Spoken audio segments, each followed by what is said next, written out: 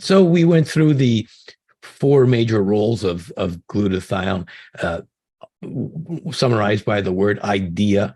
I stands for the immune system, D for detoxification, which is tonight's topic, E for energy, and A, what most people know about glutathione being the master antioxidant. And the reason why we call it the master antioxidant is that all of the antioxidants known to science, all of them depend on glutathione for their function. Without glutathione, none of our antioxidants can work properly.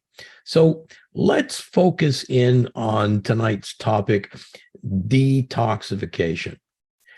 Just to go back a bit, when Immunocal was first discovered a little over 25 years ago, the world population was 4 billion people. 4 billion people. Now it's just about 8 billion people. That's incredible, an astounding doubling in population size of the world in a single generation.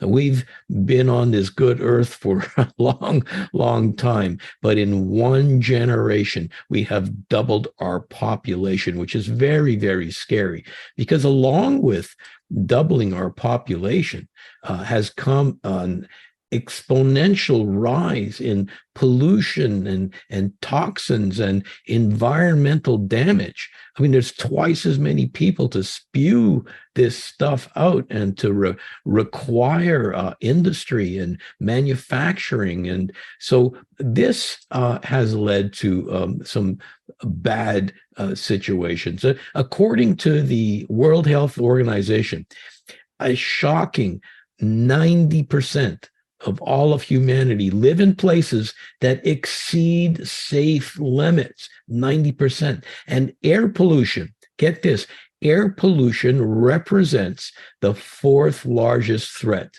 to human life.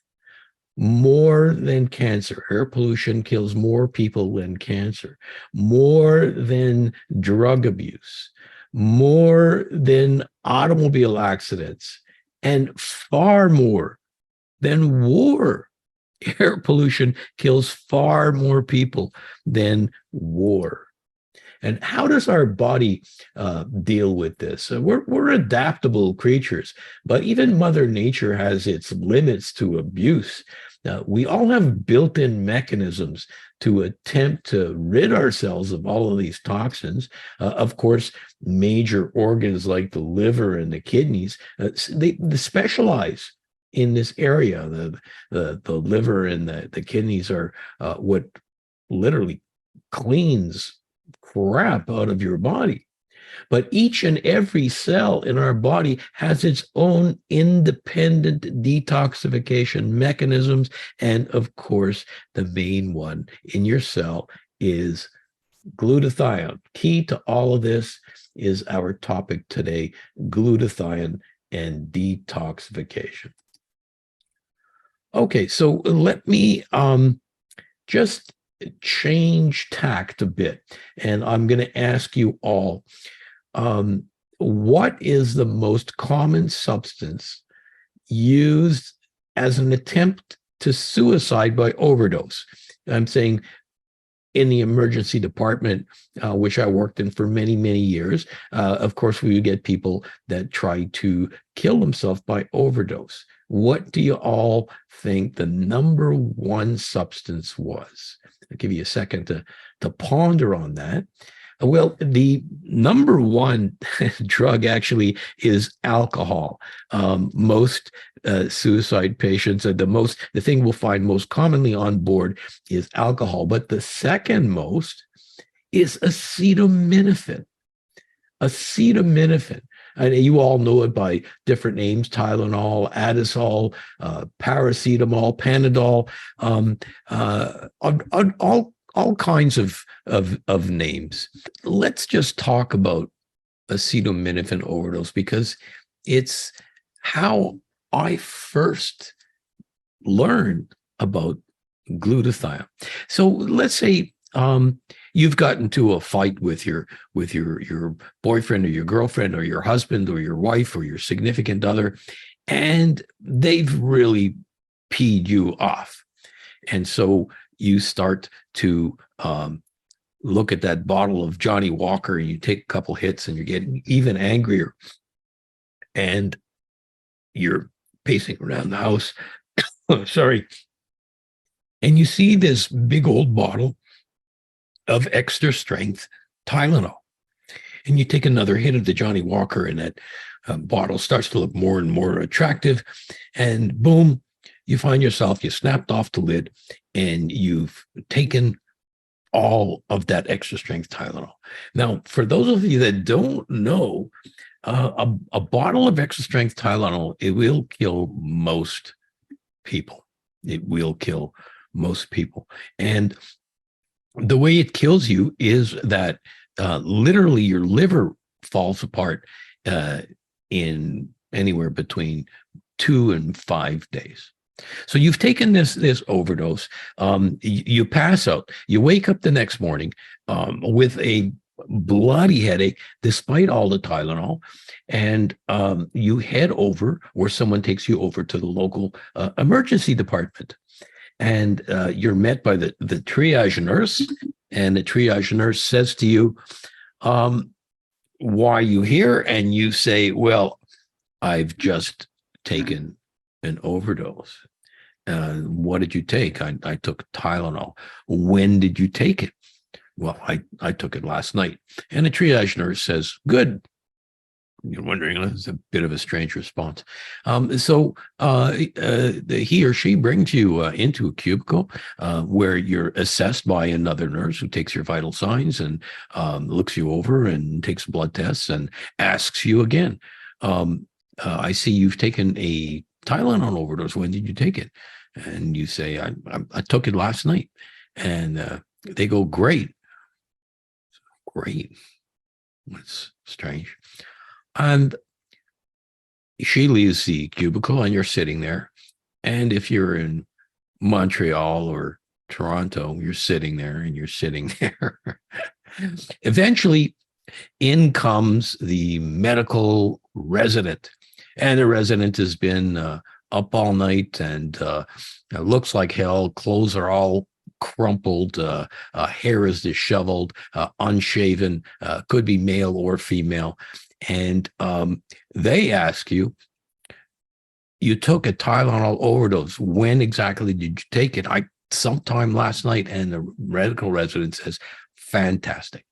Now you're going, what is with these responses of these medical practitioners? Why are they saying good, great, fantastic? Because I've taken an acetaminophen overdose, a Tylenol overdose. The reason why I would be happy because you took the Tylenol dose last night is because if I can get my hands on you in the first 24, 48 hours, I can save your life. Remember, I told you that a Tylenol overdose, it takes between 2 and 5 days to kill you. If I get my hands on you in 24 hours, I have the opportunity to save your life. And the way I save your life is by giving you a drug that, guess what, raises glutathione levels. And by raising glutathione levels, the liver is able to detoxify itself. So that was my first exposure to glutathione, was learning emergency medicine and how to save somebody from this specific overdose. But we're not just talking about acetaminophen overdoses. When you look at what most doctors don't know and what people are not aware of, is that glutathione is also documented to be responsible for the detoxification of literally hundreds of substances in our environment. And this list grows year by year. I mean, we could fill up many slides. included in that list is the things that appear in the air that we breathe, the food that we eat, the water that we drink. Let's just look at a short list of what we depend on glutathione for their detoxification. Pesticides and herbicides, which we're so dependent on. Of course, we would all love to have organic fruits and vegetables, but that would just not sustain the world's population, especially at 8 billion people.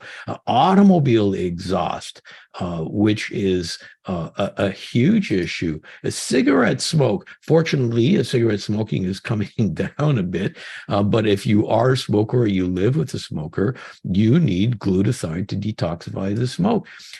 Mercury levels, heavy metals, and if you're trying to avoid them, well, it's extremely difficult. Smoked or artificially flavored foods. This looks delicious. I'd love to have some of that, but it's loaded with nitrosamines and other chemicals. Pickled or barbecued or preserved meats, all of these, and especially on a barbecue, you're getting some delicious stuff, but you're also getting a stomach full of carcinogens. Cleaning solutions. Every time you clean your house, you're being exposed to a serious amount of toxins. Toxins are coming out of the carpet.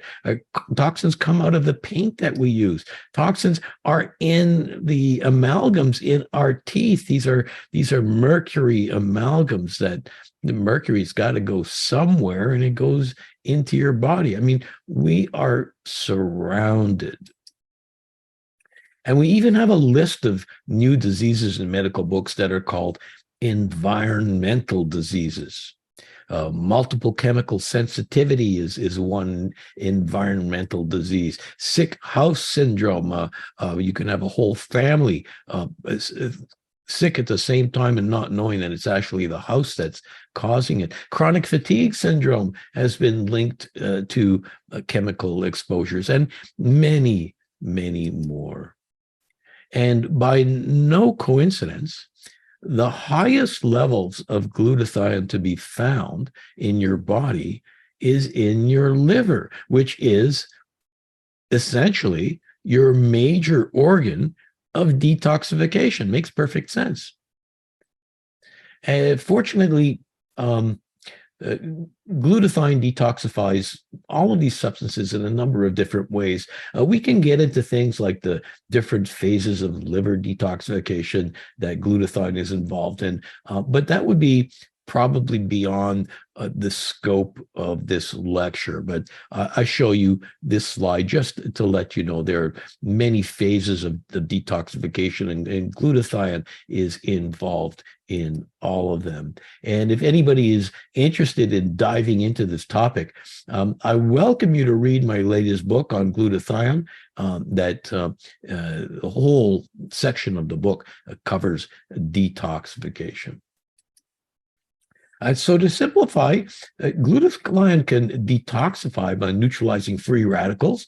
This is one of the common ways that poisons work. Damage from the sun, radiation from the sun, free radicals. Environmental toxins, free radicals. Poor nutrition, buildup of free radicals. Stress will build up free radicals, and these free radicals cause damage to the cell. And it's, of course, glutathione that soaks up these free radicals and detoxifies the cell in that sense. Another way that glutathione works is by making these toxins more water soluble, so they can be easily eliminated by the kidneys or by the digestive tract. A third possible way is by actually having glutathione bind to a toxin and carry it out of the body. This is what we call chelation. And this is especially important for heavy metal cleansing. And here you see just a short list of heavy metals that are detoxified by glutathione, everything from arsenic to mercury to lead, and on and on. And if you look at the research, there are got to be 100,000 articles on how glutathione is involved in detoxification. Here is just one article looking at glutathione transferases. This is a glutathione enzyme that sometimes people have abnormal enzymes. And this was shown to make people, even young people in their early life, susceptible to lung disease.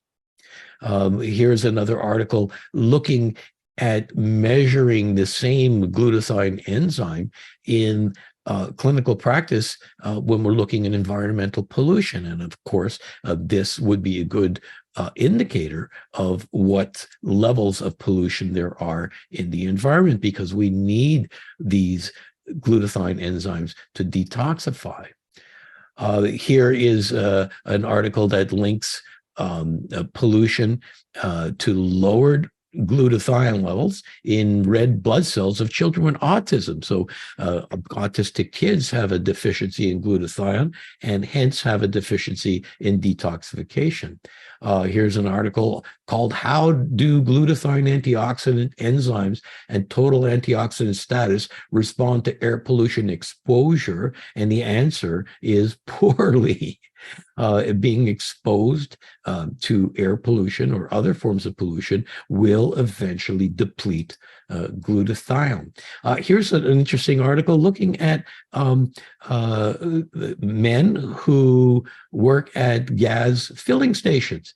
And these filling stations, the gas that they're breathing in lowers glutathione levels, and the gentlemen that have low glutathione transferase enzymes, believe it or not, end up with lower testosterone, and strangely enough, their children are more likely to be girls rather than boys because of this alteration in glutathione levels from the pollution they're exposed to. And it goes on and on. We talk about glutathione in cigarette smoke.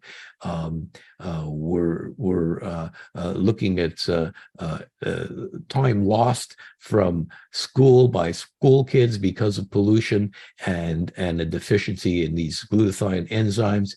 I mean, these are all another reason to use Immunical. Sure, you say, look, I'm healthy, I'm in good shape. Well, you can't get away from environmental pollution these days. Even if you're in the middle of the ocean, you're going to be surrounded by pollution. If it's not in the water, it's in the air. So has Immunical done any detox studies? Well, of course, you know, the answer is yes. Let's get into one area that we looked at. Here I'm blatantly showing you some pictures of me as a hockey coach, a pretty successful one. I loved coaching hockey when my son was of that age. Here we see a championship he won when he was like 9 or 10 years old. Really great kids, easy to take care of. Here they are when they're 14, not so easy to take care of, a little bit more rowdy. And this was the last season that I coached. This team was completely out of control. And so I retired from my hockey career. So why am I talking about hockey? Many of these kids brought to the game and had behind the bench these inhalers, these puffers. And many of you recognize them. They're used for lung problems, most typically asthma. And seeing a dad giving his kid, in this case, Ventolin, an asthma medication during a hockey game was not unusual. And in fact, when you look at hockey players in general, there seems to be a very high proportion of hockey players that suffer from exercise-induced asthma. Now, why Hockey players, I mean, more than baseball players, more than football players, more than soccer players. Why hockey players? As it turns out, between each period of hockey, there's a machine that comes out. Unfortunately, these are now becoming electric. But back a few years ago, these ran on fossil fuels. So every hour, you'd be in an enclosed arena with a fossil fuel spewing machine cleaning the ice. This was like not as bad as putting your lips to the tailpipe of a car, but you get the idea. The entire arena suffered from pollution hourly. So we decided to look at this. We went to a university and we looked at their hockey team, which had a high incidence of this exercise-induced bronchoconstriction, which is an asthma that you get from working out. And we used a cysteine donor, which of course was Immunical. So here's his team with a lot of players that had exercise-induced asthma. 18, in fact. They were about 25 years old, a little on the big side. It was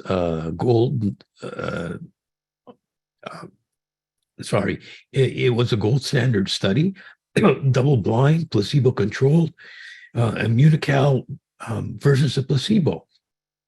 And it took place over 8 weeks. And when we looked at a lung function test called an FEV1, a forced expiratory volume, we see at day one, they were retaining a lot in their lungs because asthma is an obstructive disease. At week 4, improvement. And after 2 months, a statistically significant major changes in their pulmonary function just using Immunical supplementation. So this was both an asthma study, but really what it was a toxicology study.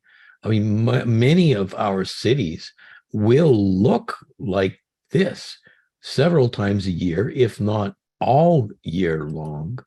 Along with air pollution comes an increased incidence in asthma and also all other lung diseases are associated with air pollution.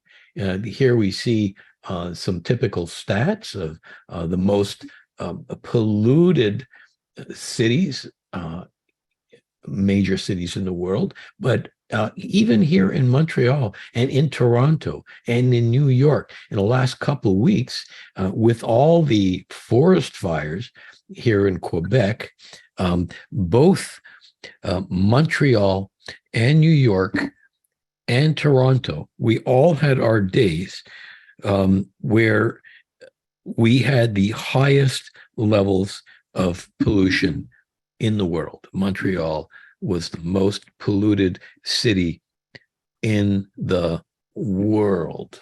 Okay. And when we look at this pollution again, this is a graph or a chart showing you lost life expectancy across the world. In other words, how many years a person lives less. We're talking about every country here due to different problems, and we see that air pollution is the #1 reason for lost life expectancy, more than smoking, more than alcohol and drugs, more than AIDS, more than malaria. So this is very, very frightening. So what are we supposed to do? I mean, is this the way you want to get your kid dressed up before he goes out to take a bike ride? Is this what you want to do when you are getting ready to take a run? Is this the way you want to play soccer? Or you may not be obvious to you, but here's this guy over here. So what is the answer other than lowering pollution, which good luck with that, wearing a gas mask? What is another answer? And clearly the answer is raise your glutathione levels. Raise your glutathione levels.